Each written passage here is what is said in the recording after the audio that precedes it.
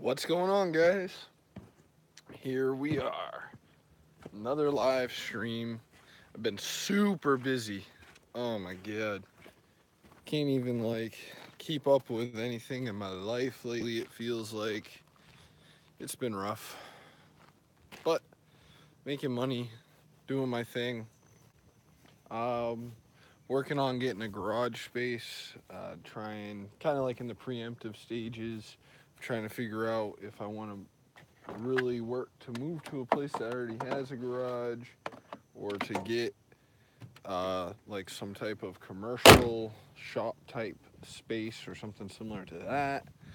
So that's all going on in my world. But yeah, um, so just trying to give it a second for a couple of people to get notified that I'm doing a stream because I know that there are a few people that are interested in this kind of thing. Although it's being a Friday, you never know. Might not be real busy on YouTube right now. It's not too often that I think about stuff like that. That I think about like how do I explain? It? That I think about posting or streaming at a very specific time.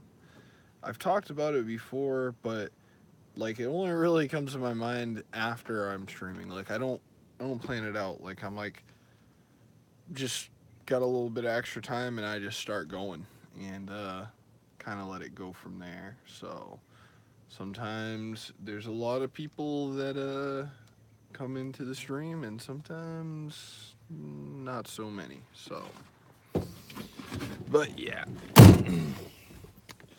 So what I was thinking about kind of doing as a topic for today's little stream is I'm going to talk about a couple of things in kind of current events, things that are going on. And I'm not really into the most trending thing or the most trending topics on this channel. If you have watched a lot of my videos, I'm a niche YouTuber here, pretty small, but I can see how talking about some of these things might be relevant to what I do. So, yeah. Um, so, as you guys are probably aware, or I guess I can make you aware if you're not already, but I doubt that you know any less than I know about the situation. Um, that chick Roseanne lost her show, uh, which had come back on TV after a long hiatus and returned to a broadcast network. I think what was it, ABC they were on or whatever. Not really important to the story as far as I can tell what network they're on, but it was like a regular kind of channel you can get over an antenna anyhow. So she comes back. I think she did her whole first season. She got through part of the second season and she was canceled. Um, I guess she was canceled because of some things that she said on the internet. And, you know,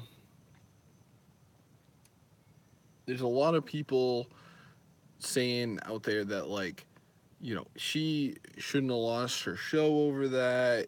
She should have the right to say what she wants and all types of similar crap. And then there was even some people that were comparing Bill Maher to her, even though that's to me not even a comparison you can really make. And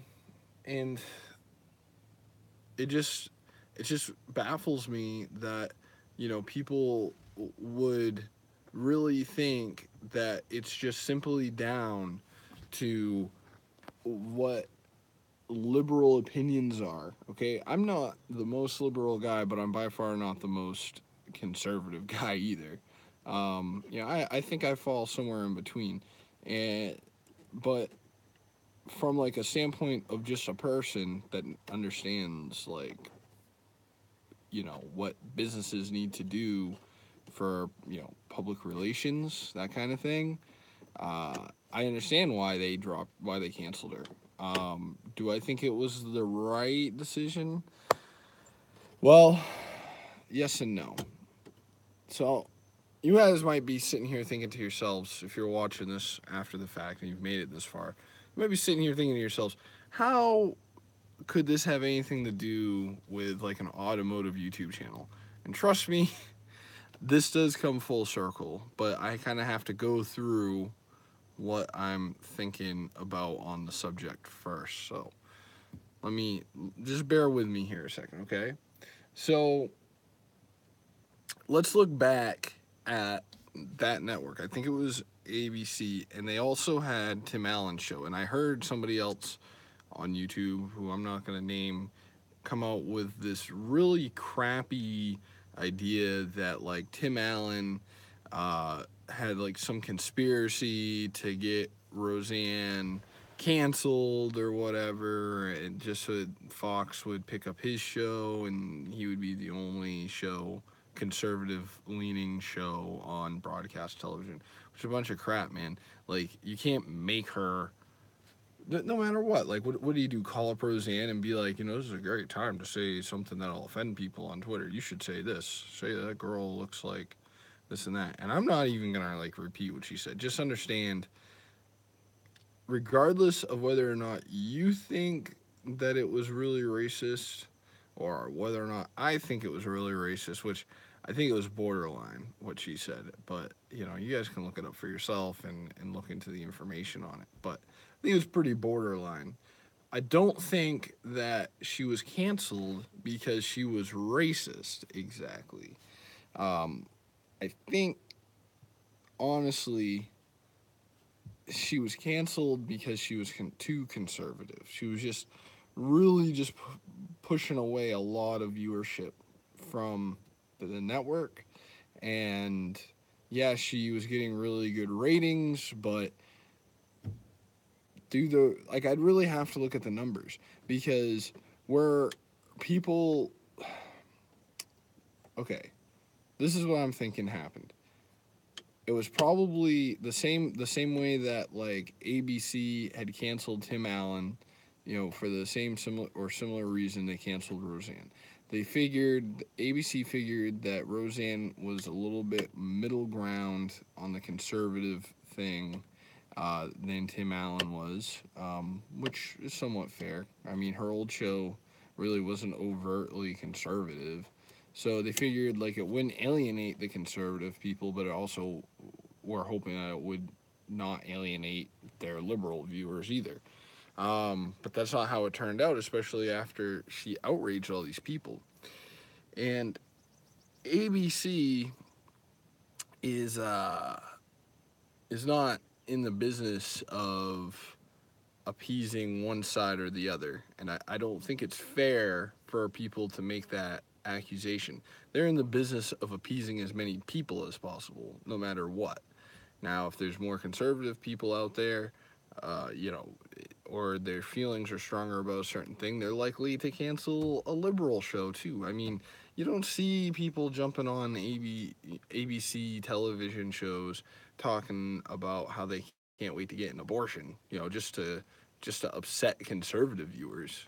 I mean, it would just upset everybody, honestly. But you know what I mean? Like, they're not going out of their way to upset conservative viewers, but they're also not going out of their way, or not trying to go out of their way to upset liberal viewers either. I mean, both of those demographics are important to to their TV channel, and they have to sell advertising ultimately and make money, because they're a business. They're not putting these shows on TV and buying all this infrastructure just to put it up to nobody. I mean, this is you, and if you guys think that like it's their job, it's their duty to put up all these shows, And regardless of like who watches them or what they get paid for it, you guys are crazy. Ratings are not the end all be all, okay? Like just like here on YouTube, advertisers are not paying for stuff just for the amount of eyeballs on it. They're wanting to pay for stuff based on like whether or not it's something that they believe will help them sell their product. Now, if you're an advertiser, you're pretty likely not to want to put your name, your commercials next to something or somebody who is offending everybody that you want to sell something to, right? I mean, that'd be pretty weird. That'd be pretty crazy, you know? If that's why you don't see like whatever. Like for instance, there's plenty of neo-Nazis out there. There's plenty of Klansmen. There's plenty of like very racist people out there. Uh, but you won't see them on TV not because they're conservative or because they're liberal or anything. You'll not see them on TV because they can't sell the advertising to anybody. Even even like some like really borderline stuff that's really not racist but is just really offensive in general.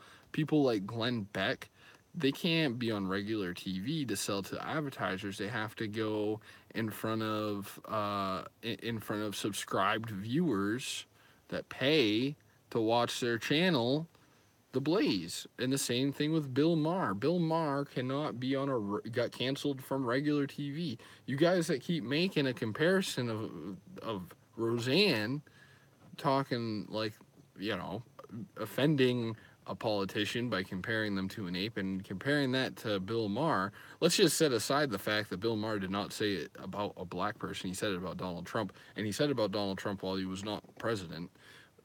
For you guys to go and compare these two situations is ridiculous because Bill Maher does not have to sell advertising to anybody. He is on HBO. The people are paying out of pocket to watch him specifically. And if Roseanne's show was on HBO and people were paying out of their pocket to watch her specifically, she probably would not be canceled because that's just the way it is. And that might be an option for her in the future. Probably not, because the official story from her is that she was really drunk and took a bunch of Ambien and said that stuff, and she feels sorry about it and all this and that, which is like the wrong way to go about it. She should have just stuck to her guns. She already said it. You're not going to get forgiven for it, so what's the point? Like, yeah, an apology just pretty much proves that you're a pushover. I mean, unfortunately, I don't believe her story, and I don't think her apology is sincere because I wouldn't have been sorry for it. Like, if I said something like that, like, first of all, I wouldn't say something like that, like, especially if I was a public figure. But if I did, no matter how drunk or whatever, I would defend that position to the end just because I said it, no matter what my mental status was, because it's really not that bad of a position to take. Like, she doesn't like that particular politician. What she said was moderately humorous. She would be better off just to stick by it. And then if somebody says that it's racist, she just could say it's not. But instead, she's agreeing that it's racist, so she's pretty much making herself guilty by saying that she thinks it's racist and that she's sorry for it. So anybody that says, well, that wasn't really racist, you're automatically, case is already closed. She confessed that she was racist. So that story is closed. I don't know. There's not really anything to discuss on that matter. But what there is something to discuss about is whether or not she can come back from it. I don't think she wants to. I don't think she really should, like from a health standpoint. Like I mean, if she's really like that stressed out that she is like on Ambien and drinking heavy and everything because of her return to stardom, she probably needs to just get out of that situation as much as it sucks. I mean, it's just not for everybody. It wouldn't be for me either. I mean, small time just helping you guys out on YouTube is like one thing, but I don't know if I'd be able to handle that kind of pressure every single day, everywhere you go, anything you do If you slip up, that's going to be the first thing in the news. You do 100 things right, nobody will notice. But you do one thing wrong, and it's over. And that's exactly what happened. I mean, she did more than one thing wrong, but you get my drift here. Now, let's go ahead and start. I want to segue this into how this applies to you guys. If you're in the automotive industry, you're trying to make your way in the automotive industry, or even in any industry, pretty much in general. Like, if you want to be a professional in your industry, you got to understand that you can't just, you're not at the bar with your friends all the time, right? There's certain things you can do in certain situations that are totally okay, that are not okay in other situations. You can't go, and just because you think you're on the internet and you think that, these people that you're saying things to aren't going to go and have any repercussions on your real life, you're crazy. Like, that's just not the world we live in anymore. Back in 1999, that was true. You could put stuff on the internet and say anything you wanted, and it probably would have almost no repercussions on your real life, unless it was something very, very heinous.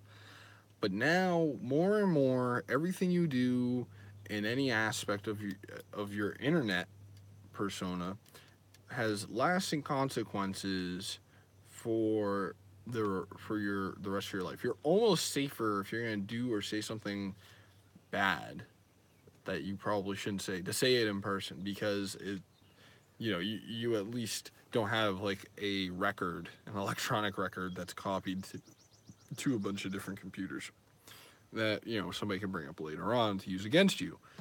Now, of course, there's video cameras and everything like that, but how often are people just randomly taking videos of you talking, aside from when you're live streaming on YouTube like I am right now? Not too much, right? So that's my point there. More and more employers are looking at your social media to see, if you actually live the lifestyle you portray in your interview, if you're the person you're pretending to be. And I understand why they do that. I mean, you're talking about letting somebody work for you, right? Like, they have access to all kinds of equipment, depending on the job, access to all kinds of information at some jobs. And just in general, like, any employee has the potential to become a liability. So you want to mitigate your risk in hiring a person by really getting to know what they're about and who they are. That's the point of an interview. So why wouldn't an employer take the opportunity that you have put in front of them to look at your social media? I mean, LinkedIn, nobody's doing anything crazy on LinkedIn because they know that employers look at it. That's what it's there for. But people think that just because they're on Facebook, they can go into these groups and say anything they want with absolute impunity. And that's proving not to be the case. If you guys follow Truckers Wall of Shame on Facebook, that place is becoming pretty horrible. Like, I liked that page for a while, but I don't understand why all these people all of a sudden are coming out of the woodwork and acting so just absolutely horrible.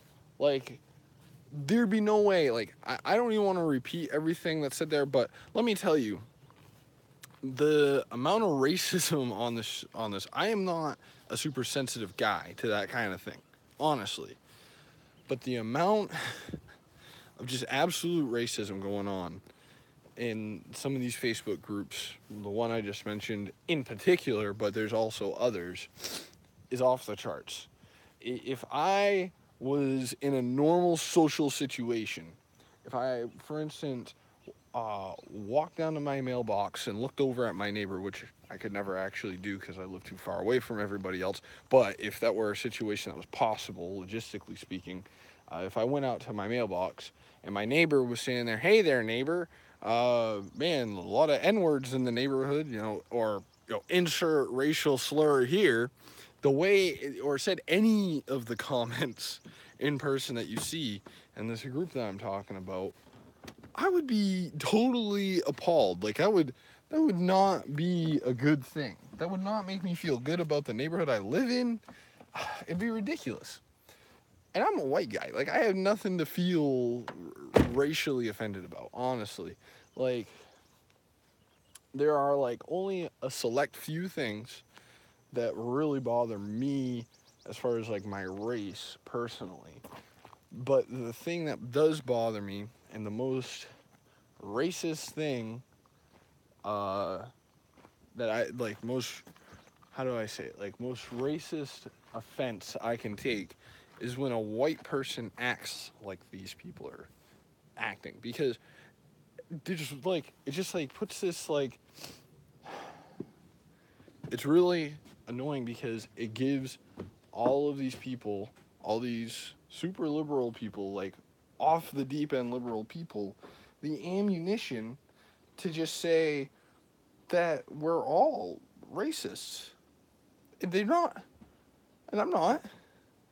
you know, like there's not really anything about me that's racist like this. But I am a victim of my peers. I don't know if victim is the right word, but I'm being judged on the actions of people similar to me, which is racist in itself, honestly. But at the same time, what they're doing is bad. I want them to stop so that way I can stop living under this. Totally ridiculous.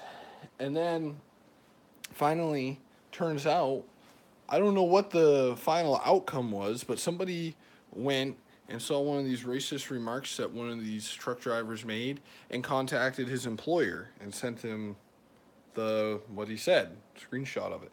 What happened, I don't know. I can tell you if it really happened, which is an if, but definitely a serious possibility. The guy had a picture of his company truck on his Facebook profile. So unless he owns the company, which didn't seem likely, because I don't want to offend the guy because like this too bad, because I really don't know anything about him. But the amount of literacy in what this man was saying made it super unlikely to me that he owns any type of company. So, and this was a very nice truck. And if I wasn't on live stream, I'd cut in pictures and screenshots of all this stuff. But I can't, so because we're live. Uh so all is that this guy did not protect himself. He used his like real full name on the internet and then proceeded to say like off the rails racist stuff with like, and not even like that, not even being the worst of it. The worst of it is he's saying all this stuff with his company's truck with the logo on the door as his profile picture. One of the few pictures that is completely accessible by everybody on the internet. So, like, that guy, honestly, has put himself in a bad position. He didn't, there's nothing about the internet that prevents you from, making yourself somewhat anonymous, preventing those type of situations. Sorry, I need to get some ice. It's hot out. And this guy just totally just set himself up for it like an idiot. Seriously. Like, you know what? I really don't want to offend him, but if you guys are out there, first of all, you really shouldn't use somebody else's property, like your company, which you work for, should not use their property as your profile picture on anything on the internet. Because at that point, your company can see, like, can perceive anything you say on the internet as being a statement that represents them. And if you go around making these statements that they might not agree with, then they're pretty likely, if they find them, to let you go. I mean, how would you feel if you owned, Joe Blow's Towing, and you got a big truck that says Joe Blow on the side, and have your big old tow truck, and you hire some young fella to drive your truck, and he's super excited about the job, and he loves driving the truck, and he takes pictures of the truck, and he gets on Facebook and he puts the picture of your truck as his profile picture. And you come across it and you don't really think much of it, and you go, well, that's a little weird, but I'm glad he's so enthusiastic about the job, I suppose. So then time goes on and on and on, and he's working for you for a couple months, and I'm sipping from a straw because I don't want like all the ice to hit me in the face. I hate that.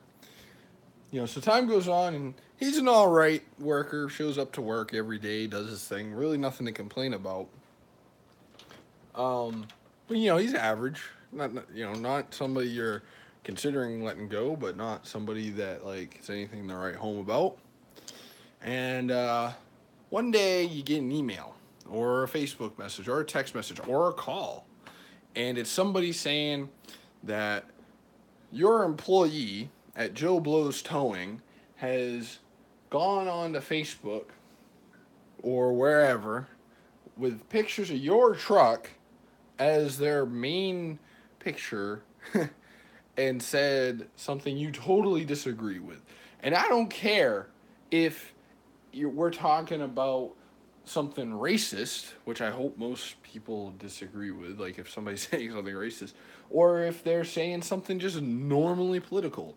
Like for instance, if I was that guy and I was making this video, but instead of just walking around my property and then standing in my house, instead I stood in front of a company truck with the big old logo. Like if I worked for a company and had a truck that I drove and it had a company logo big and emboldened on the side, and I stood there just like this saying this was the logo right here, and I was like, these are the political things I think, and I put that thing right in the middle.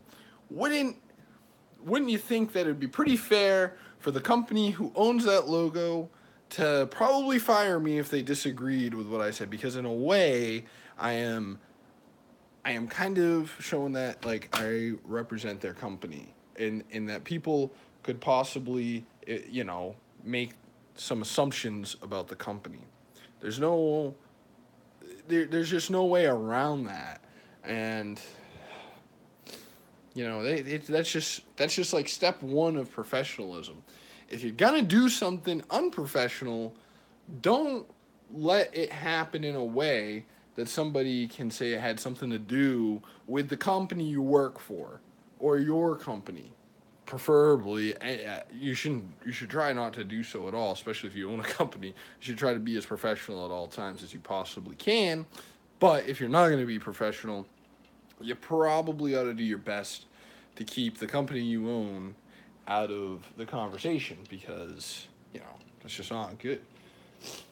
But yeah, that's like super major. It's all about knowing your situation too. If you are an employee of McDonald's, you probably can get away with doing a lot more than if you're a employee of insert really big company and really good job here. If you were the CFO of Goldman Sachs, or if you were the president of Amazon, which I know none of you are, I'm sure, unless I'd be pretty surprised.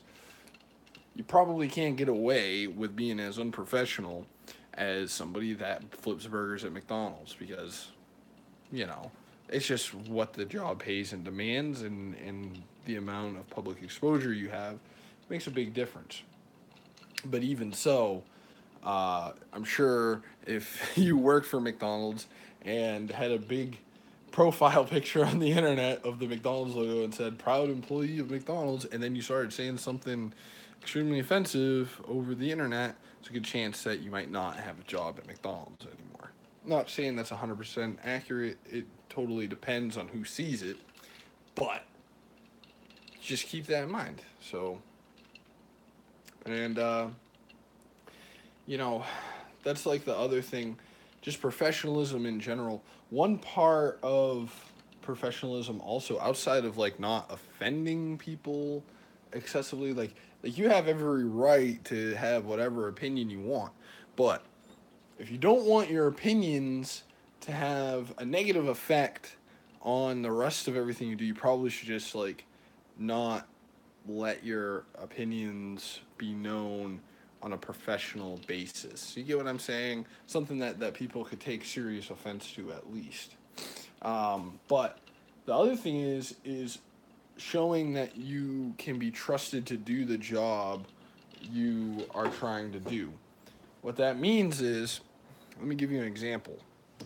I was doing a job today. Uh, in the interest of professionalism, I'm not going to say for what company, but I will say kind of give you like a rundown on what I had to do. I had to fix a refrigerator, very similar to this. Now you might wonder how would a guy that works on cars end up fixing a refrigerator? Well, it was in a camper, so it was a good amount of the system in this refrigerator ran on 12-volt power, like an automotive battery that they put on the trailer would like give the fridge its power because it ran mostly on LP, propane, but it didn't have some electronics that ran on 12 volt that regulated everything. And you know, I'm by no means a refrigerator technician. I am by no means experienced in working on refrigerators. But when I took this job, I was told that the problem had already been diagnosed, and that all I had to do was just swap a part. So I agreed, and I drove a half an hour out to it, and with the new part, and I really, honestly, was only half sure of what I was doing, but I was confident. What I mean is in front of the customer. I didn't go to that customer and say, "Well, I got nothing. I don't really know what I'm doing here, but I'll try," because the customer is paying for this work to be done. Why would the customer pay? I think it was like whatever, $200 an hour. It might have actually been warranted in some way, so he might not have been paying anything. But why would the customer trust me to do this? And then, really, that customer was the customer of the customer that hired me. So, if he had something bad to say about his experience with me as the person fixing his problem, then there's a good chance I wouldn't have any more work with my customer. So, the customer of my customer is my customer, is what I mean to say, because he is the one actually driving the need for the labor. So, I get there, and, I'm just kind of fiddling around with it here, trying to see what I'm going to have to do. And I kind of looked it over, took a picture of the way that the board was wired up, and I thought I was pretty confident to go ahead and swap out this control board. It seemed pretty easy, but I made like a very, very, very basic mistake. I did not disconnect the constant power to the board before I took it off, which is very dangerous. I mean, I could have very well fried the board, and I was kind of nervous that I did for a while because, you know, there's a fuse in the board itself, but it's a printed circuit board. It's not like like it can't take a ton of amperage through any part of it without doing damage to it. That's just the nature of a circuit board like that. So when I put it together, I went ahead and took out the fuse. It's a 5 amp fuse in it. And I found that the fuse was not blown. I had not blown the fuse in the board. But I was very scared that that was the only fuse. And that somehow, because the fuse had been put on the ground side of the power connections into this board, which is common, and it really technically shouldn't be a problem. Um, but what I was afraid of was that somehow this board had, because I had left the power connected, had found a short to ground somewhere on the back of it, because the back of any circuit board, if you ever take anything apart, like a computer or whatever, they put the pins through and solder them. And so if I had somehow made that thing find a short to ground, that made it so that the electricity did not need to pass through the board to get to the fuse on it, then I probably could have damaged some components in it. So it's definitely like a very, very major mistake. But I was running through my head. I was thinking to myself, I don't think that's possible, because I didn't connect power to it until it was in this like plastic insulating case that this board goes into in the side panel of this camper. It's like a fifth wheel camper, and so it's like there's nothing there that can make it so that it would short out in this way. And so I went and I was like, let me see if I even have 12 volts going to the board. I had 12 volts going to the board before I swapped it out, so I just assumed that I continued to have 12 volts going to the board. So I went and I tested that next and found that I didn't have any power to the board itself, which made me nervous again, because it was like, well, there's other 12 volt things are working, but this 12 volt part is not. And I was thinking to myself, how or where could there be a fuse back further than this 5 amp fuse on this board? Would there be one? I mean, there's not really that much power running through there. It's 5 amps and it goes straight to the board. And so I was very nervous and confused. I was like, did a wire burn out somewhere? Because I'm not far from the battery. I'm not super familiar with campers, so I don't even know if there's like some dedicated, like regular 12 volt fuse panel somewhere in there, or not. And so I tried to call somebody about it and couldn't get them on the phone. I went looking around and I checked the breakers, but those are the 110 volt stuff, the alternating current stuff. So obviously the breakers, none of those were popped, because what I was working on was the DC side of this system, which is just the same thing as a car. And then I found underneath the like regular breaker box, like you would almost see in your house, but it's in the camper, there was regular automotive fuses underneath that plugged in. And I was like, So I started checking all those fuses and found a 15 amp fuse that was blown and swapped it out. And if I had freaked out loud, like kind of like, spoken how nervous I was out loud to this customer, I would have lost that job. There's like no way. Like that customer, if I had presented my true feelings to this person, he would have been like, get away from my, I believe the camper or the fifth wheel that he had was one that was not cheap. It was like the type where it has like a garage door on the back where you can park like a motorcycle or four-wheeler. And I want to say it's in the $60,000 or $70,000 range, possibly more. I'm not really 100% sure on like what that kind of stuff sells for, but I believe that's what it would be. And it was not like a subpar brand. It was like a top of the line brand too. So, if I had like pretty much anything over $50,000, which like that was like just one item that was like $50,000 like that, and somebody was doing something to it that could render it completely inoperable, or at least for my purposes, I would be upset if they would say something like that. So that's another part of professionalism is knowing your surroundings, keeping, trying not to offend people that might go and hurt your future ability to go and have them as customers or anything like that, and also try to, uh, if you gotta fake it till you make it, do it. Your customer does not need to know how nervous you are. There's just no, it's not going to help you any. Maybe like, oh, I'm too scared. I'm pretty scared, but I'm going to try it. Like, if you are really too scared, you need to just say, hey, I'm going to consult with somebody else about this and possibly get them to come and look at it. Say it like that. Don't go, if you're going to work on it, act completely confident about it. There's no benefit to being like, well, I don't really know what I'm doing, but let me go ahead and try this. Like, it's not gonna be good.